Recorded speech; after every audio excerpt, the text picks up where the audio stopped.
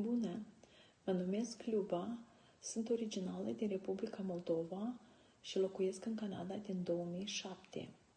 Sunt soție, mamă a 3 ficiori minunați și bunică. Muncesc în domeniul contabilității. Mereu mi-am dorit ca să am mai mult timp pentru mine și familia mea.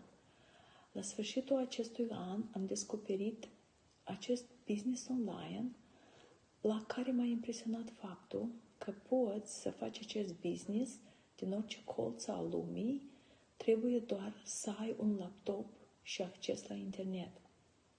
Mă simt binecuvântată că am început acest business și că fac parte din această frumoasă și extraordinară comunitate.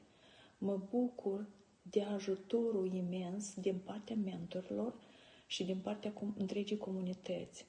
Mă inspiră foarte mult istoriile de succes care le aud săptămânal la webinarele noastre, iar sistemul complex și automatizat care îl avem noi în acest business, ceea ce ține de educație, motivație și inspirație, mă ajută ca să lucrez la mindset-ul meu și să schimb de la nu se poate la o să reușesc.